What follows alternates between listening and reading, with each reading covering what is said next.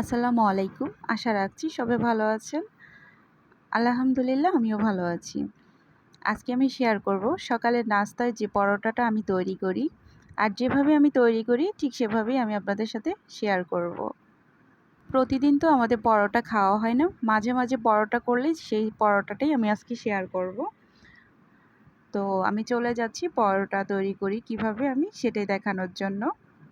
সাধারণত সকালবেলা আমি এটার মধ্যেই পরোটাটা বা রুটি তৈরি করি। এখানে আমি নিয়ে নিচ্ছি আটা। আর আজকে আমি কোনো মাপ বা কোনো কিছুই বলবো না, আমি আগেই বলেছি যে আমি যেভাবেই তৈরি করি ঠিক সেভাবেই শেয়ার করব।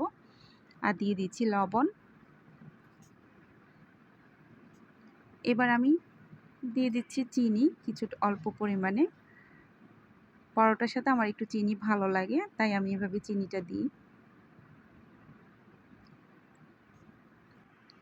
এবার আমি দিয়ে দিচ্ছি আন্দাজ মতো 1 চা চামচের মতো তেল। এবার সব কিছু আমি একটু মিশিয়ে নিচ্ছি। এখানে মিশানো শেষ হয়ে গেছে। এবার আমি অল্প পানি দিয়ে পরোটার জন্য একটি ডো তৈরি করে নিচ্ছি।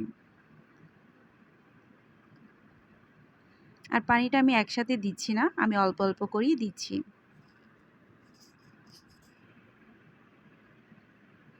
পরোটার জন্য একটি ডো তৈরি হয়ে গিয়েছে। আমি কিছুক্ষণ রেখে দিব না, যেহেতু আমি সকালবেলার পরোটা তৈরি করছি, আমি সাথে সাথেই সেটা বানিয়ে ফেলি। আর যে কয়টা পরোটা তৈরি করব সেই কয়টা আমি লেচি করে নিচ্ছি।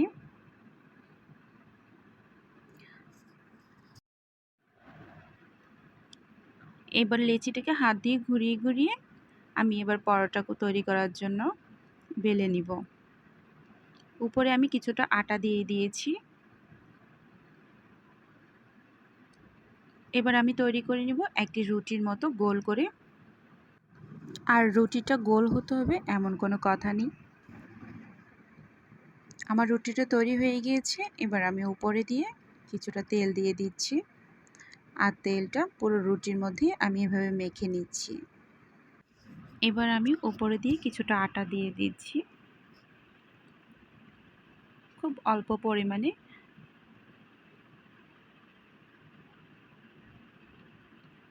এবার আমি এক পাশ থেকে ভাঁজ করে নিচ্ছি, অপর পাশ থেকেও এভাবে আবার ভাঁজ করে নিচ্ছি। পুরো রুটিটাকে আমি 4টা ভাঁজে ভাঁজ করে নিয়েছি। আর দেখে বুঝে নিতে হবে। সবগুলোই আমি পরোটা শেপ করে তৈরি করার জন্য এভাবে তৈরি করে নিয়েছি।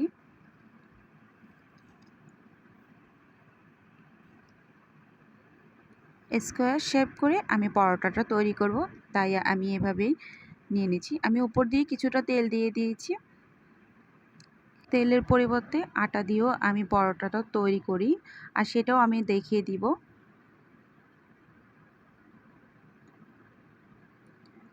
আমার পরোটা বেলা হয়ে গিয়েছে। বাকিগুলো আমি এভাবেই তৈরি করে নিচ্ছি। এবার আমি উপরে আটা দিয়ে পরোটাটা বেলে দেখাচ্ছি।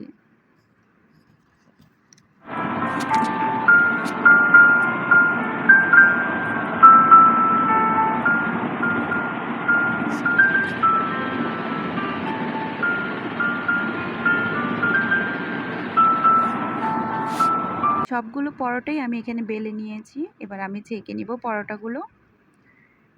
চুলায় একটি তাওয়া বসিয়েছি, আর তাওয়াটা যখনই গরম হয়ে এসেছে আমি দিয়ে দিয়েছি একটি পরোটা। আর দুপাশ একটু আমি ভেজে নিব।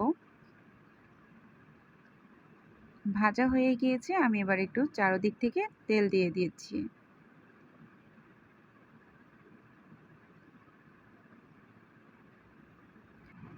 আর পরোটা এভাবে আমি একটু উল্টিয়ে পাল্টিয়ে ভেজে নিব।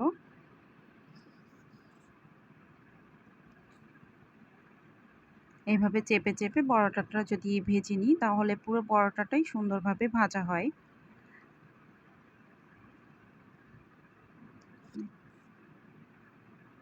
পরোটা ভাজা হয়ে গিয়েছে, এবার আমি একটি প্লেটে উঠিয়ে নিব।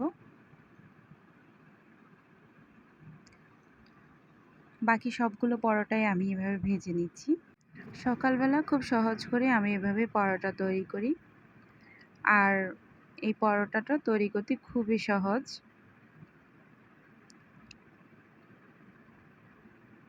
এই সবগুলো পরোটা একই রকম করে আমি ভেজে নিচ্ছি, চারপাশটা একটু তেল দিয়ে।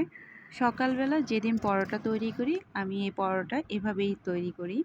আর এই পরোটাটা খেতে খুবই ভালো লাগে, কারণ আমি এই পরোটা কিছুটা মিষ্টি মিষ্টি, কারণ আমি এখানে চিনি দিয়েছি।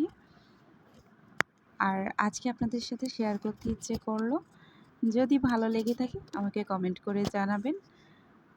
আমি কিভাবে পরোটা তৈরি করি আপনাদের সাথে শেয়ার করলাম। আর সবাই ভালো থাকবেন, সুস্থ থাকবেন। আল্লাহ হাফেজ।